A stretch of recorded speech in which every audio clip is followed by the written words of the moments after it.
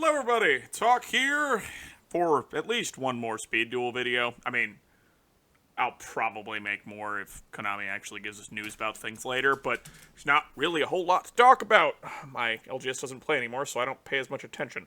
I still will, because I love Speed Duel, and if it continues, I'm going to keep going, but I might post, like, GOAT decks or something. I'm playing Time Wizard, mostly, so you'll probably see that, just because those are fun. But anyway, we're here to talk about skills. Yes, the skills are all done now. They trickled them out 4 today. Going over the weekend, shockingly. I was rather impressed by that one, but they've slowly trickled their way through. So I have read all of these already, so you are not getting my initial reaction. I've had time to sit on this for a bit. But I am still just going to go through them, and we can all go through them together. We have no idea what the backs are, because God forbid Konami actually tell us the entire card text. You know, that totally hasn't massively disappointed us. I'm looking at you, Plasma Skill. But I'm going to operate under the assumption that all of these are either flip over at the beginning of the duel for the ones that makes logical sense for, and then, or flip when you activate them. I don't think any of these are going to be start the duel with one less card. There's like 2 or 3 where it's possible, but I'm gonna hope Konami's learned its fucking lesson. Like, you have to make a skill fucking busted out the ass in order to pull that off, and that is... No. No. Like, I'm not even sure if I'm just gonna attack pre-errata would have been good enough for that. Would have probably been close, but I don't think it would have been good enough. Anyway, we're gonna start with skills. So, first off, I'm going to go down release date, which is not technically the order you're seeing here. It'll make sense. Mai's up here, and I'm going to cover her before I cover the other 4. The 4th one was Taya, if you were curious. So it was Tristan, Duke, Noah, and then Taya was the unrevealed 4th one. Sure, I guess. I don't know. Whatever. Anyway, Ever Faithful Companions. If only your opponent controls a monster, you can special summon one Dark Magician or Dark Magician Girl from your hand. Once per duel, while you control a monster whose original name is Dark Magician or Dark Magician Girl, you can add one Dark Magician or one card that mentions it from your deck to your hand. It's the Neos skill for Dark Magician. It turns him into a Cyber Dragon, which is fine. It took us like fucking 6 skills for characters that use Dark Magician to finally get a fucking Dark Magician skill that actually deals with the problem, which is to say, summoning the son of a bitch. As you can tell, he has a lot less restrictions than Neos does. I suppose that's kind of fair. Neos has more ways for more stuff to do. I don't know, whatever, it's fine. Honestly, getting to search either Harpy's Feather Duster and Dark Magic Attack or Thousand Swords or Thousand Knives is cool. It's not a whole lot to talk about. It's neat. Searching Dark Magician Girl's kind of dumb. Like, you're not doing anything with it. Do we even have Sage's Stone? Like, I suppose you could search that. I don't think it's worth it. Honestly, this is fine. Special summon Dark Magician, summon another guy, you've got some decent board presence, you pop the one idiot on board, proceed from there. It's an alright card. I mean, it's even nice, because, like, while you control it, you just get to add a card to your hand. There's no pick it up and then bottom something else. Like, no, you get a +1. You just are allowed to have a +1. Very conditional +1s, but you get to have a +1, so we'll take it. It's decent enough, alright? I'm generally happy with this. This trend does not continue, but I'm just letting you know that. This makes me happy. A lot of other skills in here don't. We're just going to continue. So, Sky God Revelation. When a level 10 monster with question mark attack is normal summoned to your field, each player can draw until they have 6 cards in their hand. Once per turn during your main phase, you can activate one of these skills. Reveal a Slifer the Sky Dragon from your hand, place it on the bottom of your deck, then draw a card. Obviously, if you draw too many. Once per duel, discard 1 card, then add 1 Slifer the Sky Dragon from your deck to your hand. So you can just get away with playing 1, which is nice. If you've seen your opener hand, you can just go the fuck away. And then I'll draw again. Now, the fun part is this part is not once per duel. So that's cute. So you can just run 3 of them. I would not, but you could. So running 2 is not bad. I mean, I made the Slifer deck before this with Jam. Was reasonably consistent. This makes this so much more consistent, because there's times where you just don't have fucking Slifer, but you don't want to run 3, because then you wind up with 2 in your hands. Now, winding up with 2 in my hand is no longer a problem, because I just put them back and do it again, and if I keep winding up with fucking 2, I can just keep doing that, which is actually really nice. This part is just... This card is just Fury of Thunder 2.0, and that's great. Because Fury of Thunder was not bad. If you don't remember, that's the card that lets you draw to 4. There's just you. This one will give your opponent cards, but if you do it right and you're going turn 1, they get 2. And you've probably burned through at least 3 cards, so you get to draw 5. Ish. You're going to be in there. You're going to see somewhere between 8 to 9 cards. Now, depending on what the other cards in your hand are, you might just see 10 or 9 cards and just not give a shit. Or 10 cards, because you drew 6 cards. Yeah, you get to draw a lot of cards. Your opponent gets 2 more cards, but you got to see 10. Which is hilarious. You can dig. God, you can dig. So this is fun. It's probably not going to be meta-relevant, because it is Slifer, and Slifer's a bit of a gimmick. But Slifer's got a good gimmick, which is it gets really fucking big, and it has a floodgate effect. And the floodgate effect is fucking annoying. I'm just pointing that out. He is an asshole. And he's annoying to deal with. Just saying. So far, Yugi's not bad. This is obviously the better of the 2, but hey, the gods are always gimmicks, and this at least works. The skill does not make it easier to summon him. It does make, once you've summoned him actually a threat, because him getting to be 6,000 attack is actually kind of relevant. So, that's cool and all. Now I'll move on to Bakura. And Bakura, if you remember from his deck, if you can't, go back and check the video. He's got the fucking board. God, Destiny board just royally fucked that whole deck up. He's got some cool individual cards in there, but it's not doing great. So we'll just go on Malevolence of the Millennium Ring. Once per turn, if you control a fiend monster, you can activate one of these skills, but can only activate each of these skills once per duel. So each one's a once per duel, and a once per turn per. So can't double tap, which is fine. Send a fiend monster from your deck to the graveyard, then lose life points equal to the original level, times 200. So you can lose quite a bit doing this, but hey. Discard a fiend monster, lose life points equal to its original level, times 2, then draw a card. Okay. You are burning a bunch of life points, which is annoying. Not a huge problem. I mean, vampires get away with it, but it's annoying. But what you're probably going to do, if you're playing this, because we've almost got a Fiend toolbox here. We've almost got Fiend toolbox.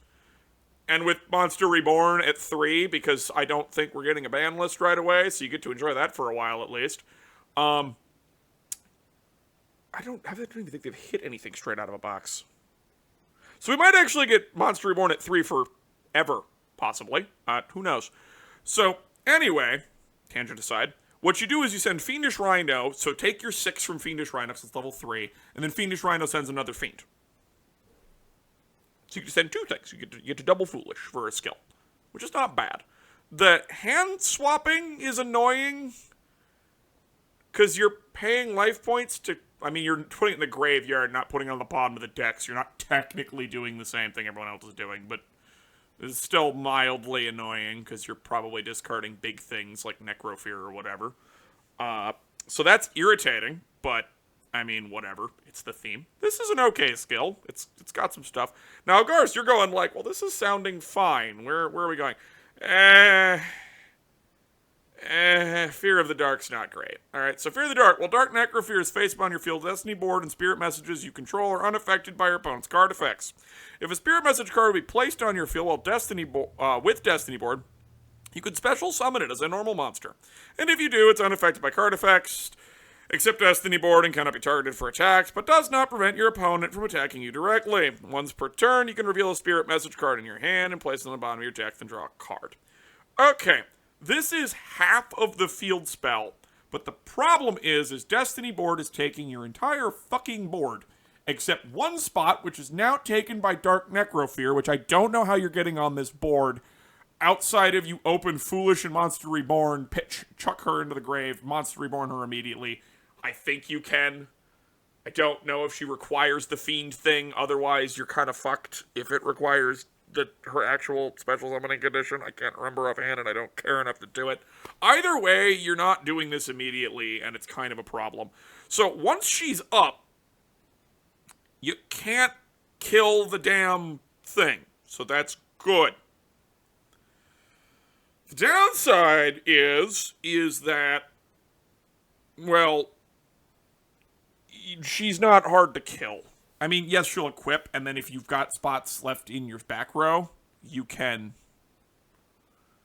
I mean, you can also just already special summon beforehand, so you can just take the 2 slots immediately and leave the back row just in case, so that she can go into the back row, and then they can go in the front row, because she's still on your board, so Destiny board will still be there. But, like, I don't know how the fuck you're living through this. I don't. Sphere Karibo is not going to single-handedly save you. This is a stupid gimmick. It doesn't even feel satisfying. It just feels weird. I don't know. I don't know how you would have done this skill anyway, so I'm not, like, super angry about it. It's just, like, ew. Like, just logistically, this just feels kind of gross. Like, this does not feel like a solid plan in order to move forward with the deck. Again, it's an alt win con. I'm kind of shocked it was put in its actual form in the first place. But, yeah, it's a little silly. It's a little dumb. So Bakura is a mixed bag. Fear of the Dark is a dumb gimmick. It's not even a fun gimmick. It's just a dumb gimmick. And then, you know, Malevolence of the Millennium Ring is at least interesting at a conceptual level. So, Fiendish Rhino is an interesting card. You can do some weird stuff with it, so that's fun. We'll move on to Kaiba now, which is Symbol of Pride. So this is the Blue Eyes skill. So during your main phase, you can tribute summon 1 Blue Eyes White Dragon by tributing 1 tribute summon monster in addition to your normal summon set. You can discard 1 spell, then apply 1 of these skills, but you can only use 1 of these skill once per duel. Okay, so far, if you tribute something like, let's just say Jinzo, you can then tribute that. It launders the tribute to then count for 2, and then you get to make Blue Eyes, which is fine, but I am not impressed. There are so many better ways to get Blue Eyes on board. This is, like, okay. It's just, I don't know. It's a weird ribbon ability. Let's go to the rest of it, though. So you discard a spell, so that's specific. You can't just discard anything. You have to discard a spell. So if you control a Blue Eyes White Dragon, destroy all monsters your opponent controls. Also, Blue Eyes White Dragon you control cannot declare an attack this turn. It's just the official attack card. It's White Lightning Attack. Or Ultimate Burst Stream of Destruction. Sorry, we call it White Lightning Attack. Or you can fusion summon a Blue Eyes Ultimate Dragon using monsters from your hand or field as material, and if you do, it is unaffected by your opponent's card effects until the end of this turn. That is shit. Okay, you're never doing it. It's not happening. It's a stupid gimmick. It's not worth it, to be perfectly blunt with you. Like, okay, cool, and then it's unaffected? Like, neat? If you get a... It's the fact that Blue Eyes Ultimate requires 3 fucking materials. Like, yes, I can cheat one of them with, you know, one of the fusion subs, but the other 2 jackasses have to both be Blue Eyes, and that's asking a lot. You are asking a lot, and it's not great, okay? This skill is just weird. Like, it's kind of helping, but at the same time, like, what the fuck is a Blue Eyes deck playing? It's a 1 tribute. Like, you're just gonna tech Mobius in here now or something? I don't know, it's fucking... It's odd. That is a strange... It's clearly a reference to him tributing Blue Eyes over Obelisk, but, like, you're never doing that ever. That was a fucking plot thing about him telling Fate to go screw itself, which I respect, but, like... No. Like, game mechanics-wise, this is terrible, because it just doesn't happen. And there's no, like, reason to make a deck that does it. It's very weird. It's just a strange skill all around. The next one is Executive Privilege. Because they can't say, screw the rules, I have money. I'm not saying this is a reference, but this does kind of feel that way. Obelisk the Tormentor can attack all monsters your opponent controls once each. That's neat. Obelisk just gets to punch everything. He turns into Ancient Gear Chaos Giant. Which is cool. Doesn't have piercing, though, which is annoying. But hey, he gets to punch everything. So once per turn during your main phase, you can activate one of these, reveal Obelisk and a Blue Eyes White Dragon in your hand, and place both of them on the bottom of the deck, and then draw 2 cards. So this is infinitely worse than the other ones, because you have to have 2 cards in hand, but you get to draw 2 cards. So, that's something, I guess. Once per duel, discard a card, then add 1 Obelisk the Tormentor from your deck to your hand. That's fine. I'm just going to tell you now, because you're probably starting to notice something. There is a lot of these card trader-esque abilities. There's a lot of them in here. And I don't hate this, where it's reveal a card and then tuck it and then draw another one. Like, I don't hate that. But there is just... They are everywhere in here. And it's a little annoying. Like... It makes sense on the gods because they're big and bricky. Like, it makes sense on things that are bricky. But there's other ones where I'm just like, okay, I don't hate it, but seriously, the other skill then please be interesting. And the issue is this is not. This just feels like a botched attempt to make Blue Eyes playable. And it, honestly, the cards they gave Blue Eyes make Blue Eyes playable. And you have Trade-In and Monster Reborn, so why would I ever go through this shit? I just wouldn't. That's kind of the problem. I'd probably just play Beatdown instead. Or the Night Shroud. I can't remember what the skill was, but it's the skill that you banish normal monsters out of your graveyard to boost dragons, and then they get piercing. Can't remember that one. I played Blue Eyes in that one to bin for, shitload of damage. But now I can Monster Reborn it and make it really big. And trade it, and use trade-in, and draw more cards. So, yeah, not a great skill. Better. Slifer's is better, but this is okay. Like, Obelisk is getting a cool upside, so that's nice. I mean, if you put Fairy Meteor Crush on it, he can just murder everything. So that's cool. Alright, let's move on to his Shizu. Keeper of the Valley. So once per duel, you can discard a card and add a spell trap that mentions Necro Valley from your graveyard to your hand. It's weird that it's your graveyard. Then you can apply the following skill. Your graveyard is unaffected by Necro Valley. Gravekeepers were not concerned about being affected by Necro Valley. They have Rite of Spirit, which directly states on it, it is unaffected by the effects of Necro Valley.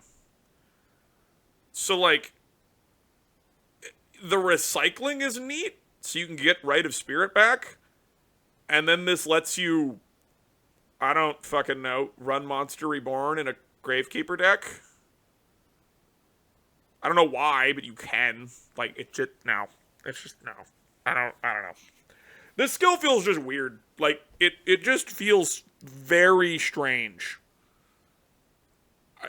I don't know. I don't know, man. I don't really know what else to say. There's not a whole lot to say about this skill. It's just a really odd skill, because most of them don't give a shit about it, and why would I run cards that do care about it? Like, there's some use cases in here. Like, there's some weird stuff with Gravekeeper Burn you can do to make sure you can keep getting Curse back. So it's effectively just another copy of Rite of Spirit at minimum. So that's something, I suppose. But, it's not great. I guess if you want to run something that banishes shit, I don't know. It's weird. Ooh, you can activate Jar of Avarice. I don't know. It's very odd. It's just a very strange skill. Not entirely sure what they meant with this one, but it's there. There's a couple of skills like that in here where you're like, what were you thinking? Like, alright, whatever. As I predicted, so during your draw phase, instead of conducting your normal draw, you may look at the top 2 cards of your deck, add 1 to your hand, then send the other to the graveyard. If you do, skip your next battle phase. If you're going first, I mean, you'd be giving up your other one. The point is this is actually kind of neat. You can just, it's like looking into the future. Pun not necessarily intended, but hey, whatever. It's like looking into the future, because you can just keep activating that, which is cool. And then you can choose to draw and then put another thing in the grave. So that's neat. The problem is the rest of this text. Only you need 15 or more cards in your graveyard to activate Exchange of Spirit. If you have 15 or more cards in your graveyard, you can banish Exchange of the Spirit from your graveyard to activate its effect. Okay, I would like you all to realize that the moment this skill happened, a bunch of people on the Speed Duels Discord have been trying to see if you can reasonably consistently FTK your opponent with this. You will be happy to know it is not consistent. But that is what this is. This skill is an FTK enabler. Because everyone's just trying to find a way to get 15 cards into your graveyard to then fire off. And honestly, it's doable. You use trade in, and then you run big idiots to trade in, to dump them, to draw more cards, to dump more stuff. Continuing on and on and on. And the card troopers involved to mill 3. There's some stupid shit in here in order to try to pull it off. And the thing is, they don't care if they can't get the Exchange of Spirit in the graveyard. They'll fire it from the back row. And then you get one turn, and you have to kill them in one turn after they've drawn God knows how many cards to cycle through. It's not great. It's a very, very stupid card. And on top of that, it does increase its own consistency. It also dumps a card for free. So they get to dump a card and all this other dumb shit. So it's great from a design perspective of it's interesting. It does interesting and weird stuff. From an actual gameplay encouragement standpoint, this is terrible because honestly, there's no reason to play this thing except as a fucking FTK. So everyone's like, you're ignoring this cool part on top, which is, looking at 2, binning 1, and then getting to draw the other one. Like, that's cool. I like that. And then you trade off your battle phase for it, which is a big deal for us. But hey, that's neat. I could see control decks wanting to do that. I could see zombies doing that, honestly. But, Ishizu's weird. This is just a weird skill that I don't know what they're trying to do with it. And then this is an FTK enabler. So, we're not doing so hot here. So, Yuki's good. Just interesting at minimum. Bakura's got one interesting thing, and Kaiba's just misguided. And then Ishizu's just being fucking weird. Let's go to Joey. Oh, Joey. Red Eye Inferno. You can guess what this does. You can tribute summon Red Eye's Black Dragon for 1 less tribute for each monster your opponent controls. So you can just normal summon it for nothing.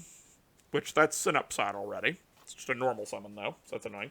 You can discard a spell, then apply one of these skills. It's fucking... You know where this is going. Because it's a carbon copy of Kaiba. Except worse in every way. So, if you control a Red Eye's Black Dragon, inflict 800 damage to your opponent. Also, Red Eye's Black Dragon cannot declare an attack. This effect is dog shit. Okay? I understand we can't have Inferno Fire Blast, because that does horrifying things, because that's 2,400 points of burn damage, and you can't put 2,400 points of burn damage on a card that gets to activate with no response. That's really bad. However, they should have just picked something else.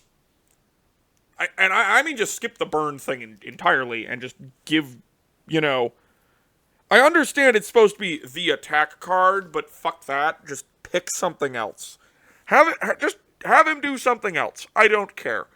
I don't care if it was turn him into Red Eye's Darkness Dragon and just gain a bunch of attack. I don't pick something.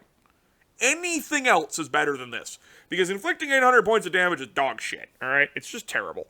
And then the other one is you get to fusion summon something that mentions Red Eye's Black Dragon using hand or field, and if you do, it cannot be destroyed by your opponent's card effects. Yeah, it's destroyed. This jackass, it gets unaffected. This is one of the moments where Red Eyes is just arbitrarily worse than Blue Eyes for no fucking reason. It's very annoying. I mean, the non-destruction's cool, but all you're summoning is Meteor Red Eyes Meteor, the big fucking Meteor Dragon, the 3,500 fusion. It's terrible. I mean, it's easier to summon. It's only 2 pieces, so there's that. But, like, this is that weird thing where Blue Eyes is allowed to just at least attempt to have consistently good support. Red Eyes gets stuff, some of which is good, and a bunch of which is just weird and confused. And then there's Dark Magician, which eats 2/3 of all spellcaster support, and then half of that shit doesn't work with the other half of the shit because there's like 5 different people working on this, and DM does not have a fucking game plan. No, activating Eternal Soul and repeatedly summoning Dark Magician is not a fucking game plan, okay? Dark Magician annoys me. Largely because the searcher cards can't search half the fucking cards. That shit is fucking frustrating. Oh, that is so annoying. Because it says, must mention Dark Magician. Not a Dark Magician monster, which would let you search everything. You must say Dark Magician. It's fucking really specific, and it's so dumb. Sorry, my game developer's getting annoyed. Anyway, Red Eye's Inferno is a bad skill. It's a bad skill. The Night Shroud skills are better. Stick with those. One of which turns it into fucking Red Eye's Metal Dragon, which is just better. Just stick with that. Battle City Slugger. Okay, here we go. This one actually angers me because it's almost decent. I said almost. All warrior monsters you control gain 100 tech for each other warrior monster you control. Woo! Fucking dog shit. Once per turn during your main phase, you can activate one of these. So it is a reveal. It's a reveal in bottom, so it's a card trader. A Guilford, an Insect Queen, a Jinzo, or a Legendary Fisherman, and then place it on the bottom and then draw a card. Okay, this part actually has some merit, exclusively for Jinzo. So a Monarch deck can run this when they're running triple Jinzo in order to bin the extra Jinzo to draw a different card. That's it. That's the plan here.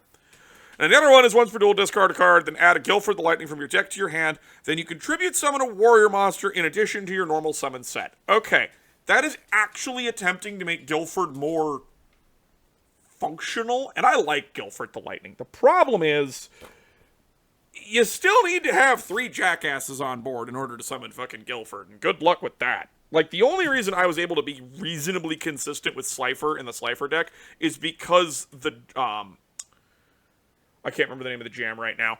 Not Revival Jam, the other one we got. It's gonna drive me nuts. Anyway, that one is what made it available, and then I used Card Advance to get me the extra tribute, because I needed the extra tribute, and then I'm stacking my draws. I mean, it doesn't matter, because now I'm going to draw all of the things I see anyway, but hey, you know, I need the extra tribute summon. So Battle City Slugger is at least attempting, but this whole opener here, this entire opening part of the skill is dog shit. 100 fucking attack is just... It's so bad.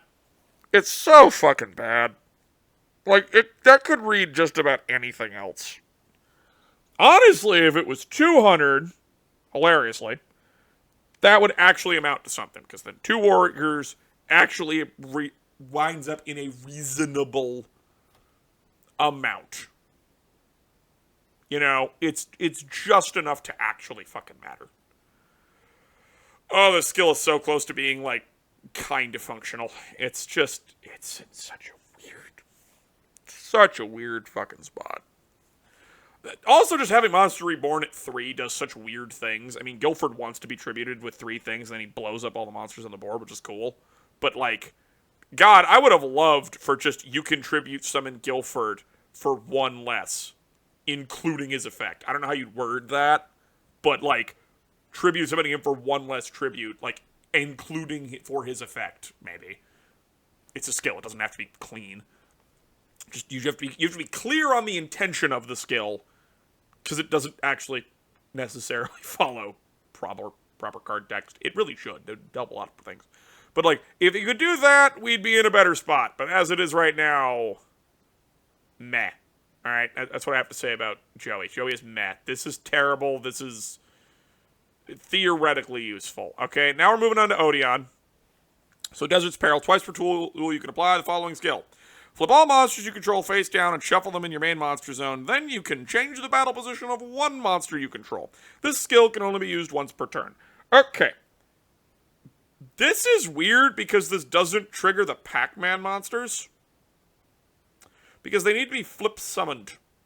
So they don't go off. This does trigger flip effect monsters though. So there's something to be said there. And some people were doing some Koala FTK shenanigans.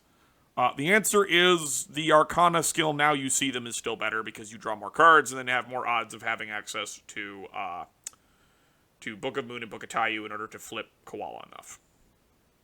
That's it. That's the answer here. This is a cute way to try to play Koala FTK. It is just inferior to the other version we already came up with. So, nah. Alright, that's your answer. It's not a fun answer, it's not an interesting answer, it's a weird skill, I just don't know what to do with it. Flip control, I suppose? I don't know. Doesn't even feel that great for that. On to the next one. Royal Temple of the Kings. Take a guess what this does. Royal Temple of Kings is unaffected by your opponent's card effects because it's a field skill. Please, dear fuck, do not start me with 3 cards. This thing does not do enough in order to do that. It's probably going to be complete shit. Mystical Beast of Circuit cannot be destroyed by its own effects. That's it. I kind of wish this also gave it targeting protection. Even if that came at a cost, like, I have to discard a card and then to the end of your opponent's next turn, it's immune to targeting. Like, something. I mean, Circuit's kind of cool. It banishes things it destroys, and it goes up by 500 every time it destroys something in battle. Like, that's neat. It just has no protection. And then once per turn, you can pay 500 life points. This turn, you can activate a continuous trap card with an effect that special summons itself as a monster the turn it was set. So there's some use there in making the Tikis more easily accessible. I can see Monarch decks using this instead. They don't care about the top part, and they don't care about the field spell anyway, so let's do that, and then they can just pay 500 to, you know, drop a Tiki Soul, sack it, summon Mobius or Jinzo or whatever it is they're doing. I mean, they could also just run Circuit as an option, as like just this goofy one-off who just snowballs if, you know, he gets out of hand and banishes things, which is mildly irritating. So, this is like sort of okay. It's a weird skill, and it could totally get fucked by the activation requirement. I hope to God it doesn't, because honestly, this effect is not good enough for bidding a card. That will not stop them from doing it, I just hope they don't, because if they do, that skill is dead. So, now we're going to move on to Merrick. Pulling the strings. Apply the following skills. Once per turn, you can give control of one face-up monster you control to your opponent, and if you do, it cannot be tributed. Once per duel, during your opponent's end phase, you can destroy one monster your opponent controls that you own.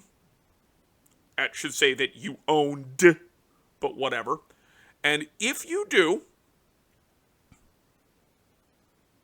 I don't know. Maybe you have to steal one of theirs. I'm not entirely certain. And if you do, if they find damage to your opponent, also for the rest of this duel, you can take no damage from cards you own. So, yeah, it's a card your opponent controls that you own. It should say that you owned, not own, because you don't actually own it anymore. But anyway, this is clearly intended that you give them a card, and then you blow it up, and then you stop taking your own damage. Which leads to some weird shit. This is very much a gimmick skill, but it's a weird gimmick skill that allows all kinds of shenanigans, which is the best kind of gimmick skill. Okay, so do you guys remember that we got Granadora? Yeah, you can just gain 1,000 life points now. And then when it blows up, nothing bad happens. You don't care anymore. Aegis of Gaia? Yeah, you just gained 3,000 life points. You're not laundering them, you just gained them. Fucking White Veil? Yep, anything you equip is now Armades. This skill is dumb. I want you to know that. This skill is fucking hilarious. So you, like, do things like normal summon the Fool, flip coins. If you get heads, it's unaffected by spell effects, so you give it to your opponent. And now they have a 0 attack dumbass that can't change battle position. And is unaffected by spells, so they can't even, like, flip it down using their own book. It's really funny. There's a bunch of very silly things you can do with this deck. Even just general recruiter stupidity. There's a bunch of stuff to do, but the issue that you run into is you're really normal summon reliant on that. But there's nothing saying you can't just run fucking Monster Reborn in here. Again, I could, like, patch 90% of the problems by, you get to run 3 Monster Reborn, man. I don't know what to tell you. Mirage of Nightmare works in this deck because you don't care about blowing up your back row. You unironically, as long as you fired off this second part at least one fucking time, you're good. Like, you can literally go activate Aegis of Gaia, activate fucking Mirage of Nightmare, draw 8 quintillion fucking cards, and gain a bunch of life points. In your standby, draw phase. In your draw phase, you fire off emergency provisions, send both of them to the graveyard, gain 2,000 more life points. You are now at 9,000 life points. It's very stupid. I'm not saying it's good. I am saying it's very funny. The entire win con is just stalling with fuckloads of life points and constantly irritating your opponent by giving them garbage monsters they can't do anything about, and then punching those monsters in the face. It's very, very funny. It's the second coming of fucking Ladybug. That's what it is. And of course, it's Merrick. Merrick abused Ladybug in the fucking first place. Why wouldn't he do it again?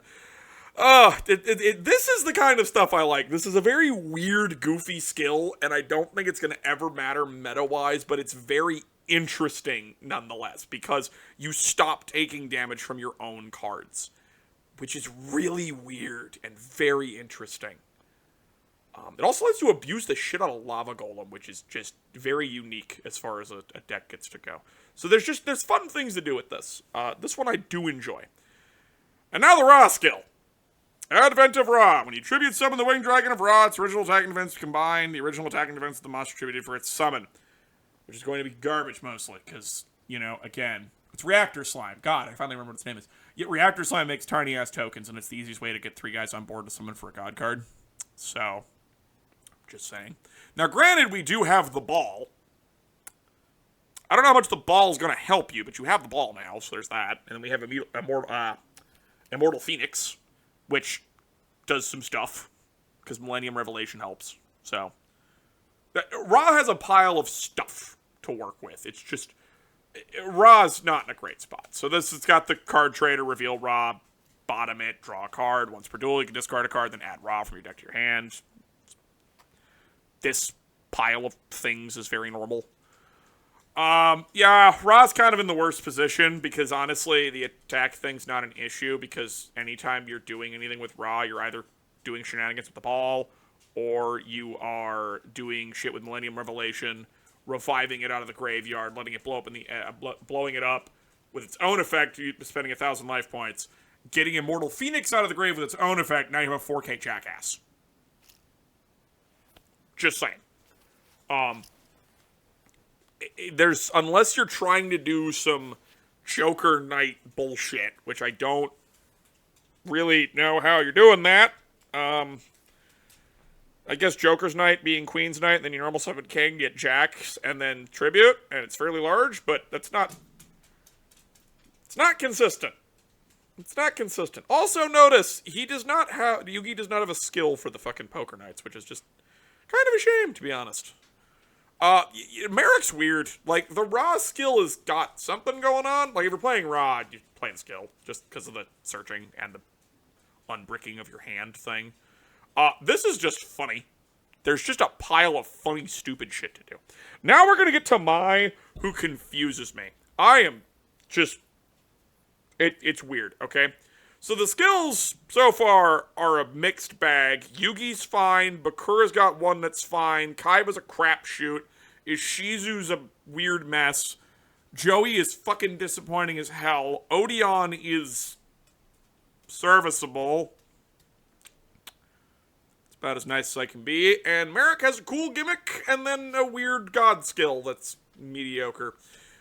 Mai has Harpy's Kaleidoscope, which makes me want to play Harpy Lady Sisters. Because Harpy Lady Sisters monsters you control cannot be destroyed by your opponent's monster or trap effect. That's actually pretty fucking cool.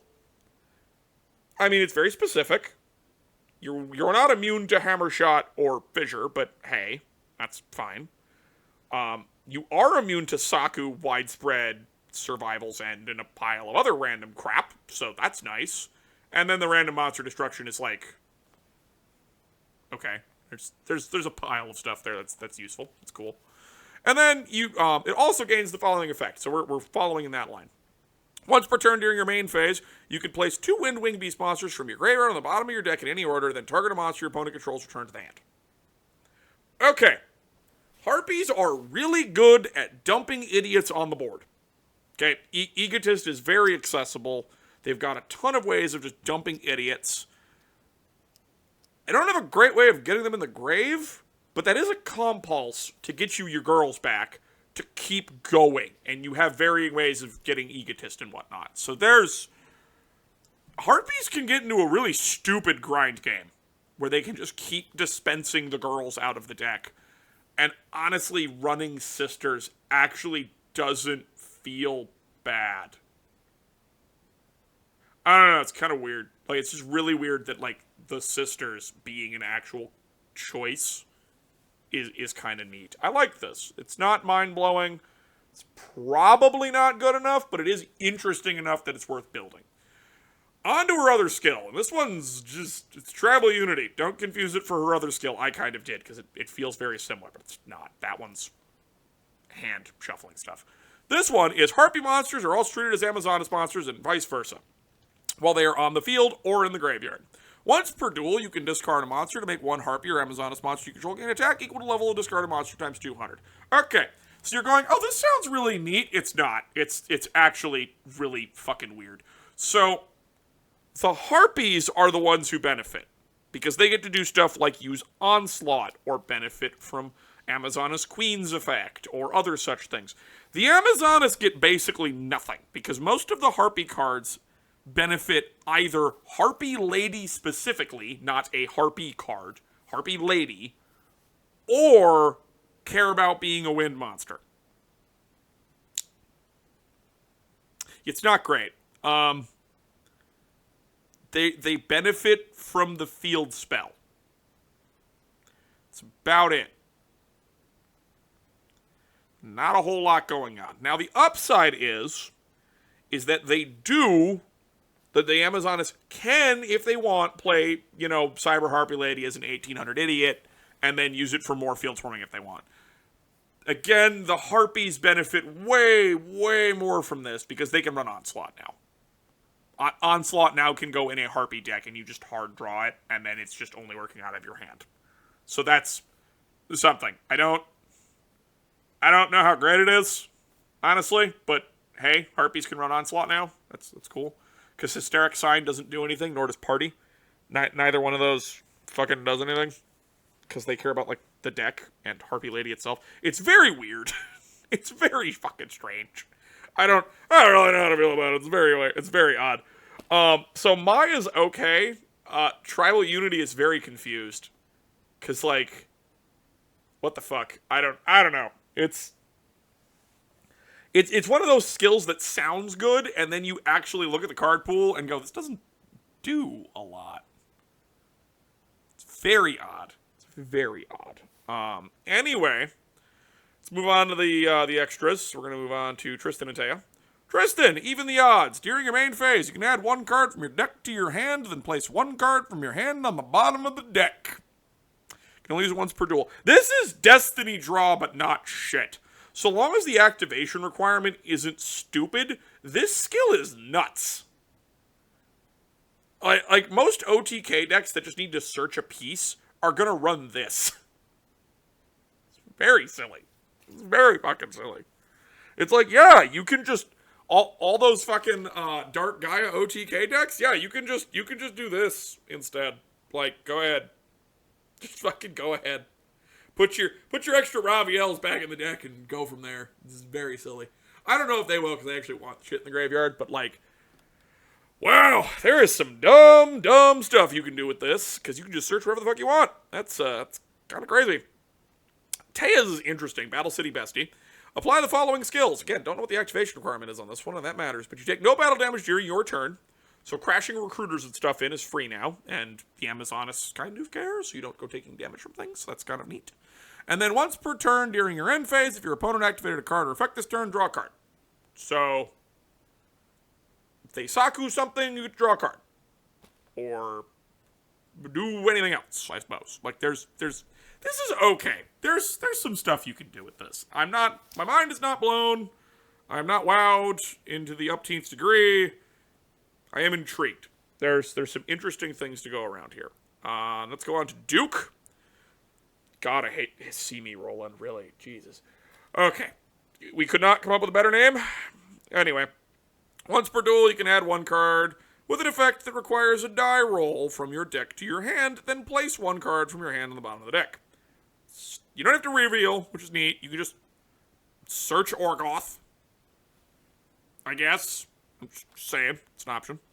And then apply the following skill. Once per turn, when you roll a dice for a card effect, you may re-roll the result once. So, I am assuming this is one dice, not multiple dice. But I don't know, because that means if it's all of them, you get to fish for Orgoth effects. Which is kind of crazy. Just, I mean, I'm probably overselling Orgoth, but again, we live in an environment with 3 Premature Burial and 3 fucking Monster Reborn. I don't feel I'm overstating how easy it is to get some of these idiots on this board. Card Trooper's going to be doing a lot of work. And foolish. But hey, I'm just saying. So yeah, this is, I mean, appropriate for Duke. Makes all the dice stuff more effective. He can play the Archfiends. I wouldn't, but you could. So that's fun.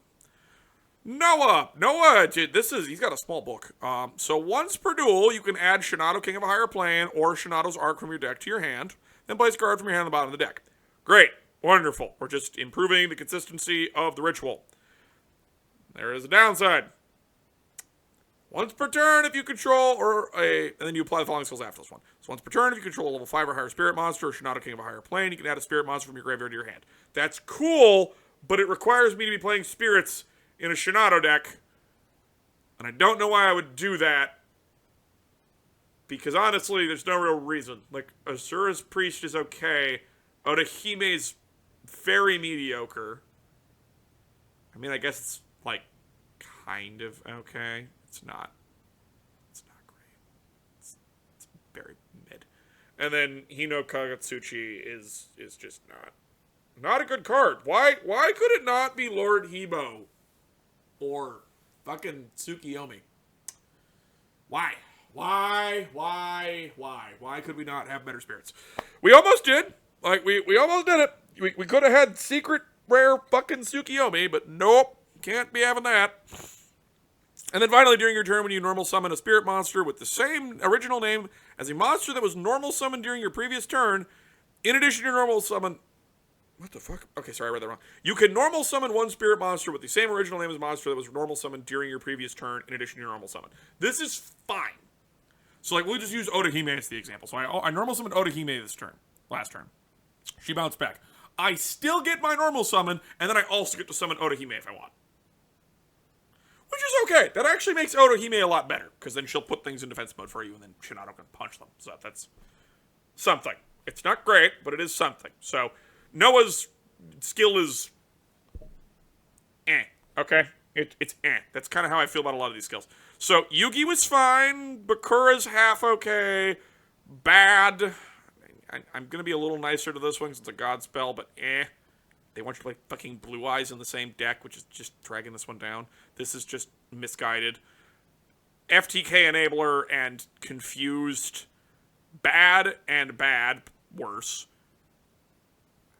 And interesting, but I'm not sure what the home is. Probably a Monarch Enabler, and it's kind of cute, but probably not better than his original skill. Fun gimmick. Mandatory for raw stuff. Kind of fun, but not all that great. Honestly, just the sampling of dice cards is not mind-blowing, but hey, it's something. Fun and interesting conceptually. Just massively lacks the card pool to actually take advantage of it, but usable. Kind of crazy.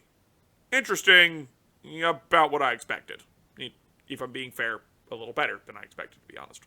Now, barring any of these having stupid activation requirements, please, dear fucking God, don't. The skills are a very painful mixed bag. I mean, now that I'm actually sitting here going down all of it, it's about half of them are good, and the other half are... Ugh. The issue I think I have is that the ones that are bad are just bad. Like... This one makes me so mad. So does this one. Joey's skills in general just kind of make me fucking upset. They're just not fucking good. Anybody trying to enable the boss monsters just did not do a great fucking job. Like, again, Yuki's sitting over here just telling you how it fucking works. And, honest to God, if you just turned Blue Eyes into a fucking summoned skull, okay? Just turn it into a summoned skull. We would be fine. But, no. Somebody forgot that we live in a universe where I can have 3 Monster Reborn, and I have traded. So, yeah, I am not tribute summoning fucking Blue Eyes. I am running the Night Shroud skill if I want to do Blue Eyes. This is very silly, and this is just painful. This just... Oh, this hurts! This fucking hurts so goddamn much. Anyway, What do you guys think? Any weird shit you came up with? Any fun things you like? The DM skill's cool. That's a fun skill. I've been playing around with this. Me and Keebler have been giggling incessantly on the SDL Discord about this very stupid skill because it's very funny. But yeah, let me know. I'll do all the like, share, subscribing stuff, all that stuff YouTube likes you to do. And I will see you guys all next time, whenever that next time is. Peace out, everybody.